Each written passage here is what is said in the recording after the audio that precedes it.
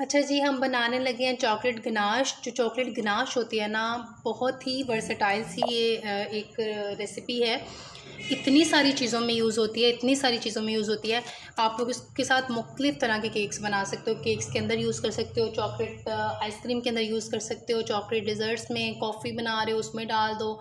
कोई भी मतलब कहीं पे भी यूज़ हो जाती है। बनती कैसे है? सिर्फ 2 चीज़ों से बनती है। एक हमारे पास होती है चॉकलेट और दूसरी हमारे पास होती है क्रीम।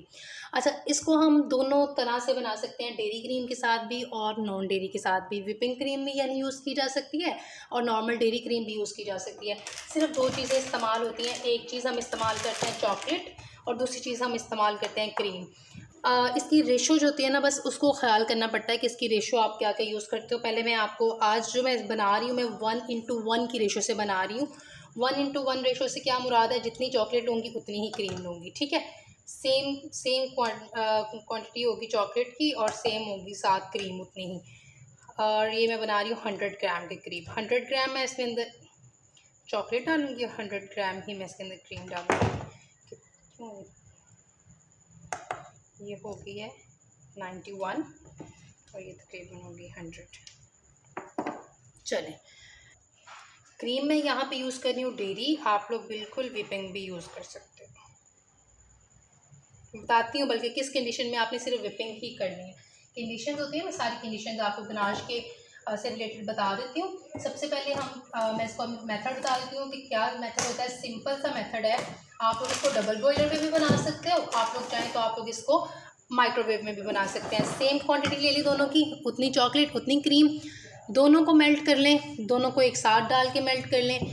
डबल बॉयलर पे पहले चॉकलेट मेल्ट कर लें, फिर क्रीम डाल दें और मिक्स कर लें। सिंपल 2 ही चीज़ें हैं, दोनों को बस हमने मिक्स करना है, ठीक है। अब मैं क्या कर रही हूँ कि इस क्रीम के अंदर, अच्छा 2-3 मेथड है ना, मतलब बनती है एट द एंड वही प्रोडक्ट है क्योंकि 2 ही चीज़ों से बना रहे हैं। 2-3 मेथड क्या है, कुछ लोग क्या करते हैं, पहले क्रीम को अच्छे से बॉयल कर लेते हैं, यानी कि इतनी गर्म कर लेते हैं कि वो बॉयलिंग होना शुरू हो जाती है। फिर उसके अंदर चॉकलेट डाल के थोड़ी देर रख देते हैं। चॉकलेट जो होती है वो उस क्रीम की टेम्परेचर की वजह से मेल्ट होना स्टार्ट होती है और फिर उसको मिक्स करते हैं, चॉकलेट गनाश बन गई। कुछ लोग क्या करते हैं कि चॉकलेट और क्रीम दोनों मिक्स करते हैं और इसको माइक्रोवेव कर लेते हैं। माइक्रोवेव करने के बाद क्या करते हैं कि इसको जो है ना वो मेल्ट कर लेते हैं, ठीक है। मिक्स करते हैं, तो मिक्स करने से ये आपकी गनाश बन जाती है। कुछ लोग क्या करते हैं, डबल बॉयलर लेते हैं। यानी डबल बॉयलर क्या होता है, एक पतीली के अंदर पानी लिया, उसके ऊपर दूसरा बर्तन रखा, उसके अंदर से जो पानी की हीट निकल रही होती है ना, उस हीट की वजह से मेल्ट होती है आपकी चॉकलेट। और चॉकलेट मेल्ट हो गई जब अच्छे से, फिर उसके अंदर क्रीम डाली, मिक्स की, तो ये चॉकलेट गनाश बन गई, ठीक है। मेथड सिंपल सा है, बस दोनों को मिक्स करके हमने करना होता है। होता क्या है इसमें, चॉकलेट गनाश में रेशो हमने कैसे डिफरेंट करनी होती है, ये मैं पहले बना लूँ फिर मैं आपको बताती हूँ। अब मैं दोनों को इकट्ठा ही डाल रही हूँ और मैं अवन में रख रही हूँ, फिर मैं इसको मिक्स करूँगी आपके सामने, तो ये हमारी गनाश बन जाएगी। माइक्रोवेव अवन जो होता है ना, उसमें रख रही हूँ। अच्छा, ये चॉकलेट और क्रीम को हमने सिंपली क्या किया कि हमने इसको मेल्ट किया माइक्रोवेव में और इसको थोड़ा सा रेस्ट दे दिया। जब ये थोड़ी देर पड़ी रही है, अब इसको हम मिक्स करते हैं, तो ये हमारी चॉकलेट गनाश बन गई है। सर्दियों के अंदर हम चॉकलेट गनाश की रेशो हमेशा 1:1 की यूज़ करते हैं, यानी जितनी क्रीम उतनी चॉकलेट। गर्मियों के अंदर हम इसकी गनाश की रेशो यूज़ करते हैं 2:1, यानी कि चॉकलेट डबल लेते हैं। 100 ग्राम चॉकलेट, 50 ग्राम क्रीम, ठीक है। उसमें हम इस तरह से चॉकलेट ज़्यादा लेते हैं कि गर्मी ज़्यादा होती है ना, तो मेल्ट होती है, बहुत ज़्यादा लिक्विड होती है, तो इस वजह से फिर हमें जो इसकी कंसिस्टेंसी चाहिए होती है वो हमारी रिक्वायर्ड नहीं होती है, ठीक है। तो अगर आपको इसको मज़ीद सर्दियों में, जैसे इससे हमने आज बनाना है चॉकलेट क्रीम केक, तो चॉकलेट क्रीम केक के अंदर इसको जब हमने पोर करना है, तो मैं इसके अंदर क्रीम थोड़ी सी और ऐड करूँगी, क्योंकि सर्दियों में इसकी अच्छी खासी होती है क्वालिटी, यानी अच्छी खासी थिक होती है। तो जब हम इसको करते हैं ना पोरिंग के लिए या ड्रिपिंग के लिए यूज़ करते हैं, तो फिर हम इसको थोड़ा सा लिक्विड कर सकते हैं। लेकिन गर्मियों में इसकी रेशो जो चलती है वो 2:1 ही चलती है। फिलिंग करनी है अगर आपने केक के अंदर की बात कर रही हूँ, लेयर्स की चॉकलेट केक बनाना, आपने फुल चॉकलेट केक बनाना है, तो आपने क्या करना है, चॉकलेट की जब आप लेयर्स के अंदर इसको अप्लाई करेंगे, तब आप 1:1 की रेशो से अप्लाई करेंगे। अभी 1:1 की बात कर रही हूँ और जहाँ पे 1:1 यूज़ होती है वो सारा वो बात कर रही हूँ, ताकि आप लोग कन्फ्यूज़ ना हो। चॉकलेट केक बना रहे हैं, केक की लेयर्स के अंदर यूज़ करनी है, तो 1:1 रेशो इस्तेमाल करेंगे। नंबर 1, सर्दियों में हमेशा 1:1 रेशो इस्तेमाल करेंगे।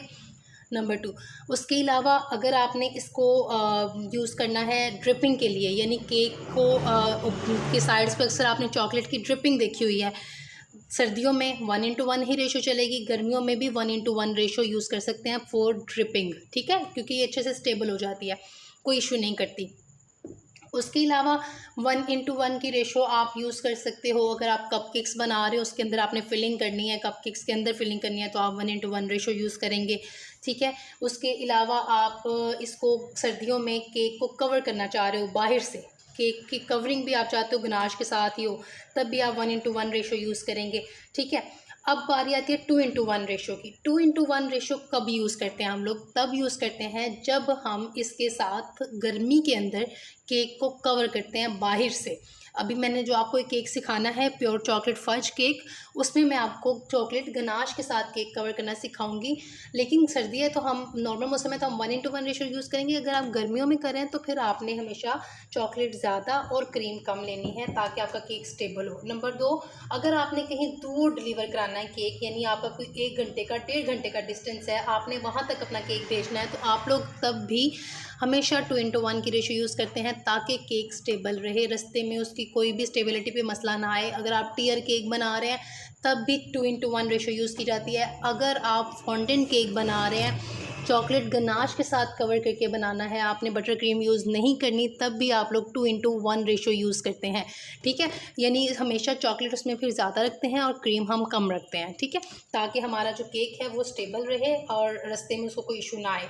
2:1 रेशो हम फिलिंग में इसलिए यूज़ नहीं करते कि जब कस्टमर केक कट करता है केक खाने के लिए तो वो उसको बहुत हार्ड लगता है, ठीक है, क्योंकि जाहिर है जब हम केक को उठा के फ्रिज में रखेंगे बाहर से, बाहर की कोटिंग तो उसकी हार्ड होगी ना, स्टेबल होगी, लेकिन अंदर से भी वो उतना हार्ड हो जाएगा। इसलिए जब भी आप लेयर्स में यूज़ कर रहे हैं आपने सेम रेशो यूज़ करनी है ताकि केक सॉफ्ट रहे। ये वाली गनाश जितनी भी थिक हो जाएगी इतनी थिक नहीं होगी कि हार्ड हो जाए, यानी कि हमें ज़ोर लगा के कट करना पड़े, ऐसा नहीं होता। सर्दियों में कई दफ़ा ऐसा टफ़ टाइम देती है, फुल सर्दी में जाके ऐसा हो जाता है, तब हम हमेशा क्रीम की रेशो डबल कर देते हैं, चॉकलेट की कम कर देते हैं। ये मैं जनवरी की बात कर रही हूँ जब ठंड ज़्यादा होती है, ठीक है, तब बटर क्रीम भी बहुत टफ़ टाइम देती है। लेकिन गर्मियों की मैं बात कर रही हूँ कि अगर आप गर्मियों में करते हो हमेशा आपने जो अंदर फिलिंग करनी है वो आपने 1:1 की ही करनी है, गर्मी सर्दी, ठीक है। और कवर बाहर से कर रहे हो तो आप लोग कवर करने के लिए इसकी रेशो चॉकलेट की ज़्यादा कर सकते हो, ठीक है। और जब आपने इसको केक के ऊपर बाहर आउटर लेयर पे अप्लाई करना है तो आपने हमेशा अपना केक एक रात पहले बना के लेयर्स पूरी करके फ्रिज में रख देना है। अगले दिन उसके ऊपर चॉकलेट गनाश के साथ काम करेंगे तो इजीली काम हो जाएगा। केक ठंडा होगा, गनाश डालते जाएंगे, उसको कोटिंग करते जाएंगे, 1 मिनट में वो सेट हो जाएगी। अगर फ्रेश केक बनाया है, फ्रेश उसकी लेयरिंग की है, फ्रेश के ऊपर अप्लाई करते हो, हमेशा टफ़ टाइम देती है, हमेशा प्रॉब्लम होती है, क्रम्स निकल निकल के गनाश में एंड होते रहते हैं, ज़्यादा गनाश लगती है, ठीक है, 2 से 3 कोट करने पड़ते हैं तो बहुत प्रॉब्लम आती है। ये हो गई थी चॉकलेट गनाश की बात। जिस दिन हम करेंगे वाइट चॉकलेट गनाश मैं आपको वो भी सिखा दूँगी, इस थोड़ी सी बना के वो भी मैं आपको उसका भी काम सिखाऊंगी कि उसको कैसे करते हैं, तब मैं आपको उसकी डिटेलिंग बता दूंगी कि उसमें हम क्या क्या चीज़ें देखते हैं, क्या क्या नहीं देखते।